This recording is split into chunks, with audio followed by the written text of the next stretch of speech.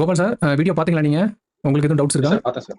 Sir இருக்கு. எனக்கு என்னன்னா சார், இந்த கன்சாலிடேஷன் நடக்கிறப்ப என்ன மாதிரி ட்ரேட் எடுக்குது சார்? கன்சாலிடேஷன் ஆகுது அப்படின்னு நமக்கு தெரியும்போது, ஓகே. நம்ம என்ன டைப் ஆஃப் ட்ரேட் இருக்கு சார்? இப்போ பேரிஷா போகும், புல்லிஷா போகும்ன்றது எப்படி நம்ம அத பிரெடிக்ட் பண்றது சார்? இல்ல கன்சாலிடேஷன்ல ட்ரேட் எடுக்கக்கூடாதா? எப்படி சார்? ஓகே. உங்க கொஸ்டின் புரியுது. நான் சொல்றேன். அதாவது நீங்க சொன்ன மாரி தான். ட்ரெண்ட் வந்து புல்லிஷா இருக்கா? இல்ல ட்ரெண்ட் வந்து பீரிஷா இருக்கான்னு நீங்க பார்க்கணும். எக்ஸாம்பிள் சொல்லணும்னா நம்ம நிஃப்டியே எடுத்துக்குவோம். ஏன்னா நிஃப்டியோட சார்ட்ட தானே தொடர்ந்து யூடியூப் சேனல்ல பார்த்துட்டு இருக்கோம். ஸோ அதையும் எடுத்துக்கலாம் எக்ஸாம்பிளுக்கு.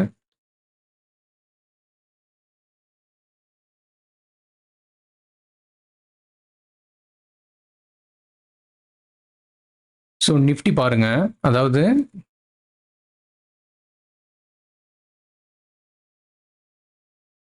இங்க இருந்து ட்ரெண்ட் என்ன ஆயிருக்கு? மேல போயிருக்கு. இது வந்து ப்ரீவியஸா போன ஆல் டைம் ஹை. கரெக்ட்டா? அப்ப அது வந்து ஒரு ரெசிஸ்டன்ஸ். ஸோ அதை பிரேக் அவுட் பண்ணி சர்வைவ் ஆகலை. எகெயின் என்ன ஆயிருக்கு? அங்கேருந்து கீழே வந்திருக்கு. இந்த இடத்துல ஒரு ஃபேக் பிரேக் அவுட் ஆயிருக்கு. அதுக்கப்புறம் பாருங்க எகெயின் மேலே போயிடுச்சு. ஸோ ஆல் டைம் ஹையில் போயிடுச்சு. ஸோ அப்போ என்ன ஆயிடுச்சு? இந்த இடம் ஒரு மேஜர் சப்போர்ட். இந்த ரெசிஸ்டன்ஸ்லேருந்து கீழே வந்திருக்கு. எகெயின் இங்கேருந்து மேலே போயிருக்கு. ஸோ இந்த ரெசிஸ்டன்ஸுமே இப்போ ஒரு சப்போர்ட் ஆயிடுச்சு. கரெக்டா? அப்போ இங்கேருந்து ஒரு ட்ரெண்ட் லைன் ட்ரா பண்ணிருங்க. ஸ்டாக் மேலேருந்து என்ன ஆயிருக்குன்னா டிராஸ்டிக்காக செல் ஆஃப் ஆயிருக்கு. கரெக்டா? டிராஸ்டிக்காக செல் ஆஃப் ஆயிருக்கு. ஸோ இது வந்து ஒரு சப்போர்ட் ஏரியா. ஏன்னா இங்கேருந்து ஆல் டைம் ஹையை பிரேக் அவுட் பண்ணி எகெயின் இந்த இடத்துல டிக்ளைன் ஆகிட்டு எகெயின் இங்கேருந்து சப்போர்ட் கிரியேட் பண்ணி தான் மேலே போயிருக்கு. ஸோ இது வந்து ஒரு சப்போர்ட் ஏரியா. ஸோ இங்கேருந்து செல் ஆஃப் ஆயிருக்கு. ஒன்று என்ன ஆகணும்? இங்கேருந்து சப்போர்ட் ஹோல்டு பண்ணி உங்களுக்கு ப்ரைஸ் கன்ஃபார்ம் பண்ணும். இந்த ரெசிஸ்டன்ஸை பிரேக் அவுட் பண்ணிச்சு அப்படின்னா ப்ரைஸ் மேலே போகணும். பட் என்ன இருக்கு? இந்த இடத்துல நல்லா கன்சோலிடேட் ஆயிருக்கு. ஸோ இந்த கன்சோலிடேட் ஆகும்போது தான் நமக்கு ட்ரேட் எடுக்கிறதுக்கு கொஞ்சம் கஷ்டமாக இருக்கும். ஏன்னா இந்த இடத்துல ரொம்பவே கன்ஃபியூஸ் பண்ணும் மார்க்கெட். இங்கேருந்து மேலே போதா இல்லை கீழே வரப்போதா அப்படிங்கிறத. இதை ஜஸ்ட் கிளியர் பண்ணிடுறேன். இது வரை உங்களுக்கு தெளிவாக புரியுதுல்ல?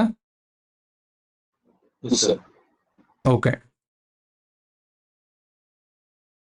ஸோ இந்த மாதிரி இந்த இடத்துல ஒரு சப்போர்ட் இருக்கு. ஸோ இந்த இடத்துல தான் நம்மளுக்கு கன்ஃபியூஸ் பண்ணும். இங்கே நல்லா பாருங்க, மேலே விக்கு வச்சிருக்கு. கரெக்டா? அதே மாதிரி இங்கேயும் பாருங்க, கொஞ்சம் ஜூம் பண்ணுறேன்.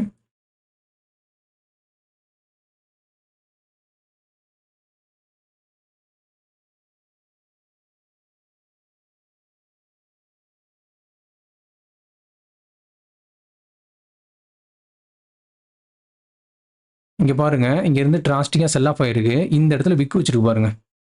ஸோ இந்த இடத்துல மார்க்கெட் என்ன ஆயிருக்குன்னா இந்த இடத்துல ஓப்பன் ஆகிட்டு ப்ரைஸ் மேலே வர ட்ராவல் ஆயிருக்கு. ஸோ இந்த மாதிரி ட்ராவல் ஆகும்போது என்ன நினைப்போம்? எகெயின் மார்க்கெட் புல்லிஷாக போகும்போது நினைப்போம். பட் அங்கேருந்து பாருங்க விக்கு வச்சுட்டு ப்ரைஸ் கீழே இறங்கி எகெயின் லோவை கட் பண்ணி லோவர் ஏரியாவில் க்ளோஸ் பண்ணிடுச்சு. ஸோ அதுக்கப்புறம் பாருங்க எகெயின் ஒரு பீரிஷ் கேண்டில்.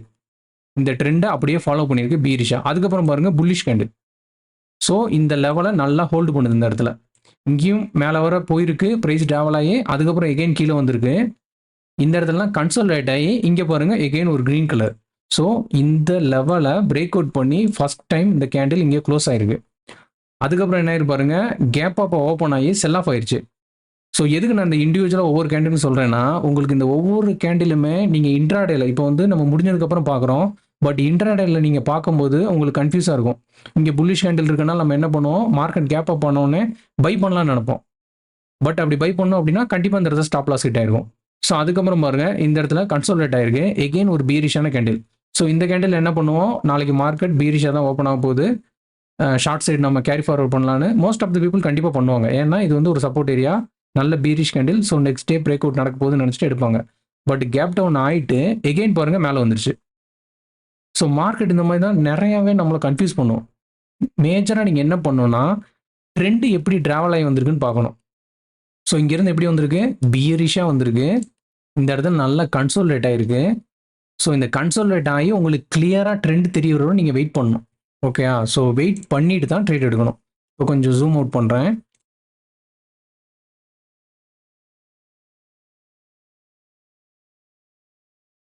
இங்கே பாருங்க, நான் ஆல்ரெடி சொன்ன மாதிரி இது வந்து ஒரு சப்போர்ட் ஏரியா. ஸோ இந்த கேண்டிலோட லோவில் நீங்கள் ஒரு ட்ரெண்ட் லைன் கண்டிப்பாக வரையணும். ஏன்னா ஃபர்ஸ்ட் டைம் இந்த சப்போர்ட் லெவலில் வந்திருக்கு. இந்த இடத்துல தான் லோவாக ஹோல்டு பண்ணியிருக்கு. ஸோ இங்கே பாருங்கள், இங்கே கிளியராக ஃபர்ஸ்ட் கேண்டில் உங்களுக்கு பிரேக் டவுன் பண்ணி கீழே க்ளோஸ் வச்சிருக்கு. பட் என்னதான் க்ளோஸ் வச்சாலுமே உங்களுக்கு கன்ஃபர்மேஷன் கிடைக்கல. நீங்கள் ஷார்ட் கண்டிப்பாக பண்ணக்கூடாது. நெக்ஸ்ட் டே வெயிட் பண்ணணும். நெக்ஸ்ட் டே என்ன ஆயிருக்கு உங்களுக்கு, எகெயின் ஸ்டாக் அதாவது நிஃப்டி வந்து புல்லிஷாக ட்ராவல் ஆயிருக்கு. ஸோ இதில் வந்து ஃபேக் பிரேக் அவுட் மாதிரி கிரியேட் ஆகுது. ஸோ எகெயின் நீங்கள் என்ன பண்ணணும், நெக்ஸ்ட் டேயும் வெயிட் பண்ணணும். நெக்ஸ்ட் டே பாருங்கள் எகெயின் புல்லிஷாக போல, பட் கேப் அப் ஆகிட்டு செல் ஆஃப் ஆயிருக்கு.